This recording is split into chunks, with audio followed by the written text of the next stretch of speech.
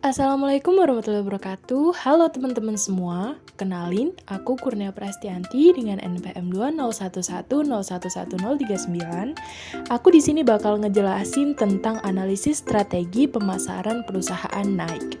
Yuk langsung ke pembahasannya. Yang pertama ada latar belakang. Pada saat ini, perkembangan industri alat olahraga seperti sepatu, baju, dan peralatan lainnya sangat meningkat. Seiring juga dengan banyaknya perusahaan yang dapat memproduksi produk sejenis, peningkatan industri peralatan olahraga ini dapat menjadi peluang besar bagi produsen berbagai alat olahraga. Dengan perkembangan zaman yang ada, Nike telah berusaha untuk mengikutinya. Adanya perubahan strategi pemasaran merupakan salah satu bentuk respon dari perusahaan Nike terhadap perkembangan zaman. Profil perusahaan Nike resmi didirikan pada tahun 1962 oleh Bill Bowerman dan Phil Knight dalam bentuk kerjasama dengan nama awal Blue Ribbon Sports.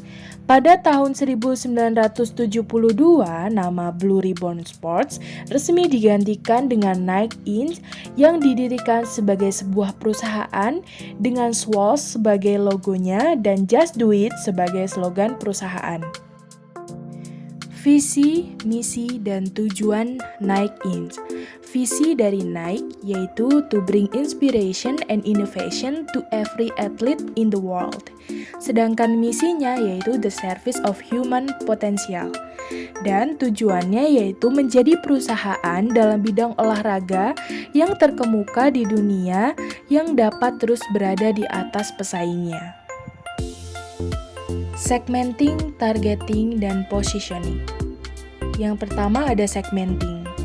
Pasar yang menjadi segmen perusahaan Nike adalah penyuka olahraga atau segmentasi psikografis.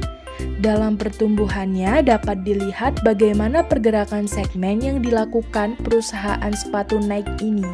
Di antaranya yaitu yang pertama, bergerak ke arah posisi yang di sebelahnya. Yang kedua, membuat posisi yang lebih mendetail. Dan yang ketiga, loncat pada posisi atau kategori baru. Perusahaan Nike sebagai market leader dari sepatu olahraga dan memperluas produknya pada penjualan baju olahraga. Tetapi saat ini, Nike mempertimbangkan untuk menjual jasa-jasa olahraga seperti pengelolaan karir atlet, serta langkah yang dilakukan oleh Reebok sebagai pesaing ketat Nike, melakukan resegmentasi pada keseluruhan pasar dengan memperkenalkan sepatu bergaya untuk pasar pemakai santai yang dapat dikenakan setiap hari tanpa melakukan kegiatan olahraga. Berikutnya ada targeting. Dalam perumusannya, Nike telah konsisten dari awal akan membidik pasar penyuka olahraga dengan target yang dilakukan oleh Nike adalah produk sportwear, konsumen yang menyukai olahraga dengan gaya promosi mensponsori para atlet. Nike mengakomodir semua orang yang ingin melakukan olahraga, seperti yang kita tahu orang-orang berumur 16 sampai dengan 40 ialah orang-orang yang aktif dan Nike membidik target di rentang umur ini. Berdasarkan perkembangan di atas, maka Nike telah mencapai 50% pangsa pasar di Amerika Serikat, yaitu pada produk sepatu atletik. Berikutnya ada positioning.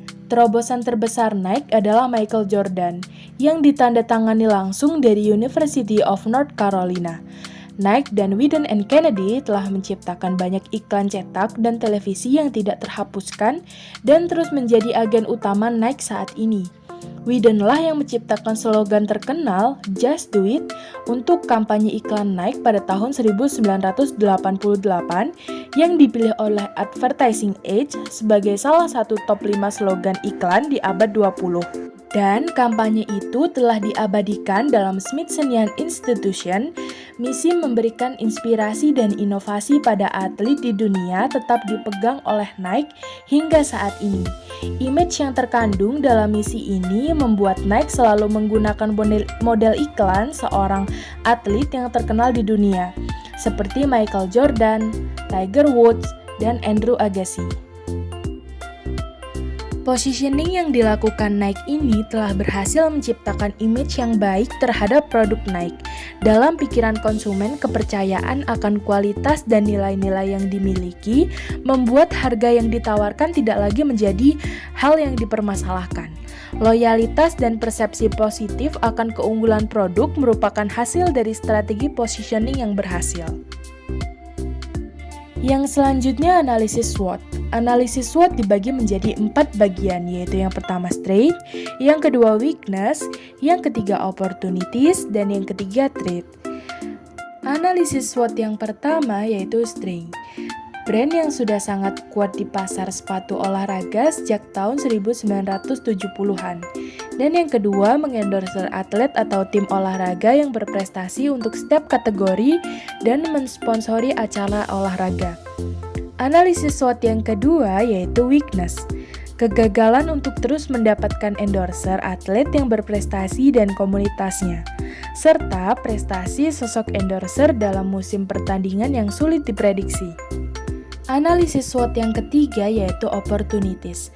Perkembangan aplikasi aktivitas kebugaran pada smartphone, meningkatnya jumlah waralaba pusat kebugaran, dan yang terakhir yaitu threats, di mana banyaknya kompetitor sepatu olahraga baik itu dari brand lokal maupun lokal yang memiliki model, warna, dan kenyamanan yang hampir sama. Berikutnya, analisis marketing mix strategi Nike. Yang pertama ada produk. Nike menawarkan banyak pilihan produk termasuk pakaian jadi, sepatu, dan peralatan. Produk-produknya umumnya berfokus pada kualitas premium dan beragam barang untuk setiap penggemar olahraga dari bauran pemasarannya. Nike memiliki desain sepatu yang unik untuk beberapa olahraga, antara lain bola basket, sepak bola, dan kriket. Selain sepatu olahraga, Nike juga memiliki alas kaki casual dengan warna-warna cerah yang biasanya diminati generasi muda dan desain sepatu sneaker lainnya untuk anak-anak, pria, dan wanita. Beberapa sepatu yang paling dikenal dari Nike yaitu yang pertama Nike Cortez, yang kedua Nike Air Max, yang ketiga Air Courage, yang keempat Nike Blazer-nya, yang kelima Nike Air Force One, dan yang terakhir Nike Air Jordan. Bauran pemasaran marketing mix yang selanjutnya yaitu price atau harga, di mana price ini dapat dibagi menjadi dua, yaitu yang pertama strategi penetapan harga berbasis nilai. Nike mempertimbangkan persepsi konsumen tentang nilai produknya. Dalam konteks bauran pemasaran, nilai yang dirasakan menentukan harga maksimum yang bersedia dibayar konsumen untuk sepatu olahraga, pakaian jadi, dan perlengkapan perusahaan. Yang kedua, strategi penetapan harga premium. Nike menggunakan harga tinggi berdasarkan strategi branding premium yang menjadikan produk Nike memiliki kualitas dan nilai yang lebih tinggi daripada pesaing. Dalam variabel 4P ini, penggunaan iklan oleh perusahaan alas kaki yang melibatkan endorser selebriti terkenal menunjukkan penekanan pada branding yang premium. Yang ketiga ada place. Nike memiliki lebih dari 1.000 toko dan kantor di 45 negara di luar Amerika Serikat. Seiring dinamika industri yang berubah, Nike juga harus mengikutinya.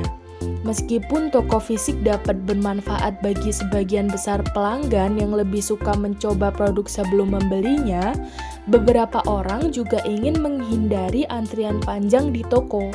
Oleh karena itu, munculnya online Nike Store dan toko online lainnya seperti Myntra, Amazon, dan Flipkart dengan orang-orang yang memilih untuk berbelanja dari kenyamanan rumah mereka. Toko online akan selalu menjadi tempat tujuan mereka. Yang terakhir ada promotion. Berikut ini merupakan kegiatan-kegiatan promosi yang dilakukan oleh Nike. Yang pertama yaitu periklanan, yang kedua penjualan pribadi, yang ketiga pemasaran langsung, yang keempat promosi penjualan, dan yang kelima hubungan masyarakat. Sumber promosi utama Nike adalah sponsor dan iklan. Itu iklan yang melibatkan selebriti terkemuka dan atlet terkenal dari berbagai negara. Strategi promosi perusahaan berkembang dari iklan konvensional dan promo lainnya. Itu melakukan pemasaran langsung melalui komunikasi pribadi dengan sekolah, perguruan tinggi, organisasi, dan tim olahraga lokal. Strategi promosi penjualannya termasuk memberikan penawaran hebat dan diskon kepada pelanggan. Seluas-luasnya target pasar Nike, target audiensnya dapat diklasifikasikan sebagai generasi muda, penggila kebugaran, dan olahraga, serta kalangan-kalangan elit. Lalu kita akan masuk ke penutup. Kesimpulan dari analisis strategi pemasaran perusahaan Nike ini yaitu suksesnya strategi pemasaran yang dimiliki oleh Nike saat ini tidak lepas dari usaha para pendirinya. Terbukti dengan banyaknya toko yang ada di berbagai negara, membuktikan bahwa Nike sudah dikenal dan dicintai oleh konsumen. Nike berusaha untuk membangun brand yang melekat di benak konsumen dengan melakukan kerjasama dengan berbagai atlet kelas dunia. Yang berikutnya ada saran. Dilihat secara keseluruhan, strategi pemasaran yang dilakukan oleh Nike sudah sangat baik untuk memaksimalkan berbagai kegiatan pemasaran mereka terhadap produk yang sudah ada maupun produk yang baru diproduksi. Namun, pengembangan strategi pemasaran harus tetap berlanjut seiring berjalannya waktu dan pergantian zaman. Perusahaan harus bisa mengerti apa kebutuhan dan keinginan dari konsumen, sehingga untuk kedepannya Nike tetap menjadi perusahaan yang memproduksi berbagai perlengkapan olahraga nomor 1 di dunia. Mungkin sekian yang dapat saya jelaskan. Semoga apa yang sudah saya jelaskan dapat menjadi ilmu serta wawasan baru bagi para pendengar. Saya ucapkan terima kasih dan saya akhiri. Wabillahi taufik wal hidayah. Wassalamualaikum warahmatullahi wabarakatuh.